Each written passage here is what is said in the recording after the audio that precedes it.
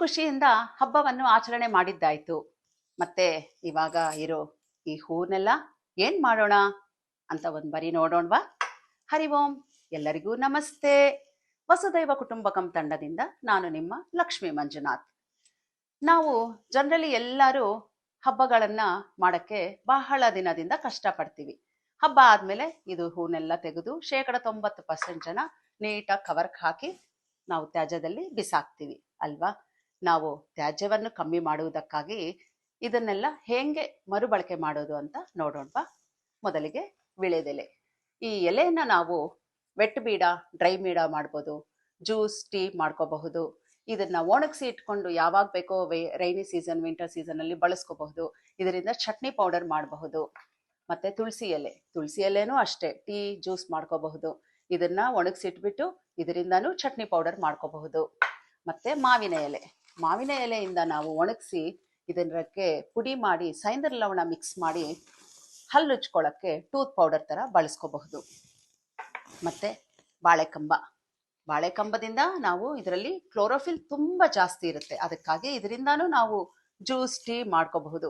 ಇದು ಸೆಂಟ್ರಲ್ಲಿ ತುಂಬಾ ತೆಳ್ಳದೆ ಎಳೆದು ಇರುತ್ತಲ್ವಾ, ಅದನ್ನ ನಾವು ಸಣ್ಣಕ್ಕೆ ಹಚ್ಚಿಬಿಟ್ಟು ಕೋಸಂಬರಿ ಮಾಡ್ಕೋಬಹುದು. ಮತ್ತೆ ಇದನ್ನ ಸಣ್ಣ ಪೀಸ್ಗಳಾಗಿ ಮಾಡಿಬಿಟ್ಟು ನೀರಲ್ಲಿ ಹಾಕಿ, ಜಾಸ್ತಿ ನೀರು ಹಾಕಿ 1-2 ದಿವಸ ಇಟ್ಬಿಟ್ಟು ಆ ನೀರ್ನ ಗಿಡಗಳಿಗೆ ಹಾಕಬಹುದು. ಮತ್ತೆ ಹೂಗಳು ಅಂತೀರಾ, ಈ ಹೂಗಳಲ್ಲಿ ನಾವು ದಾಸವಾಳ ಹೂವನ್ನ ನಾವು ಟೀ ಮಾಡಬಹುದು. ಮತ್ತೆ ಶಂಖ ಹೂವು, ಈ ಶಂಖ ಹೂವನ್ನ ಅಷ್ಟೇ ನಾವು ಎಷ್ಟೊಂದು ಅಡುಗೆಗಳಿಗೆ ಬಳಸ್ತೀವಿ. ಇದರಿಂದಾನು ನಾವು ಟೀ ಮಾಡ್ಕೋಬಹುದು. ಮತ್ತೆ ಈ ರೋಸಿಂದಾನು ನಾವು ನೋಡಿ ಈ ತರ ಬಿಡಿಸ್ಕೊಂಡ್ಬಿಟ್ಟು ಒಣಗಿಸ್ಬಿಟ್ಟು ಇದನ್ನ ಪುಡಿ ಮಾಡಿ ಫೇಸ್ ಪ್ಯಾಕ್ ಮಾಡ್ಕೋಬಹುದು. ಮತ್ತೆ ತಾವರೆ ಹೂ ತಂದಿರ್ತೀವಲ್ವಾ, ಈ ತಾವರೆ ಹೂವಿನ ತೊಟ್ಟಿಂದ ನಾವು ಬತ್ತಿ ಮಾಡ್ಕೋಬಹುದು. ನೋಡಿ,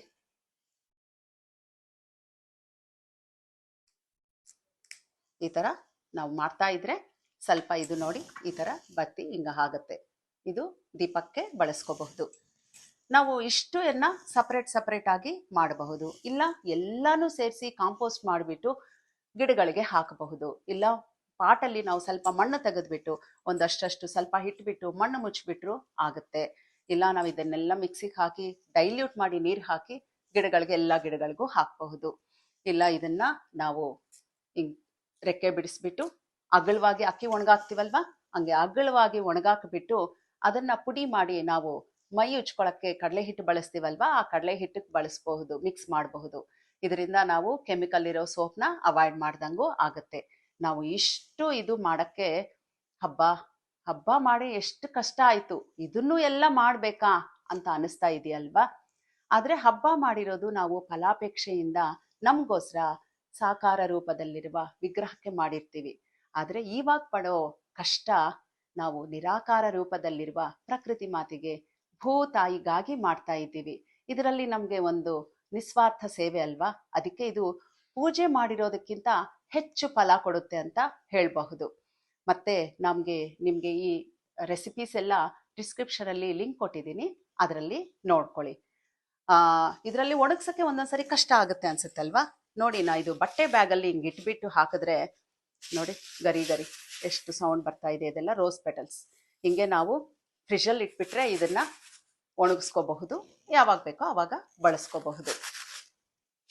ಸೊ ನಾವು ಪೂಜೆ ಮಾಡಿರೋ ಹೂ ಎಲ್ಲ ಪ್ರಕೃತಿ ಮಾತೆಗೆ ವರವಾಗಬೇಕೇ ವಿನಃ ಶಾಪವಾಗಬಾರ್ದಲ್ವಾ. ಅದಕ್ಕಾಗಿ ಒಂದು ಚಿಕ್ಕ ನಮ್ಮ ಅಳಿಲು ಸೇವೆ. ಬೆಂಗಳೂರಿನಲ್ಲಿ ದಿನಕ್ಕೆ 3.5 ಲಕ್ಷ kg ತ್ಯಾಜ್ಯ, ವೆಟ್ ವೇಸ್ಟ್ ಜನರೇಟ್ ಆಗ್ತಾ ಇದೆ. ಅದನ್ನ ನಿರ್ವಹಣೆ ಮಾಡೋದು ಬಹಳ ಕಷ್ಟ. ಅದಕ್ಕಾಗಿ ನಾವು ತ್ಯಾಜ್ಯವನ್ನೇ ಕಮ್ಮಿ ಮಾಡಿದ್ರೆ ನಮ್ಮ ಕಡೆಯಿಂದ ಪ್ರಕೃತಿ ಮಾತೆಗೆ ಒಂದು ಸೇವೆ. ಪ್ರಕೃತಿ ಸಂರಕ್ಷಣೆ, ವೈಯಕ್ತಿಕ ಚಿಂತನೆ, ತ್ಯಾಜ್ಯ ಕಮ್ಮಿ ಮಾಡಿ ಪರಿಸರ ಕಾಪಾಡಿ. ಹರಿ ಓಂ.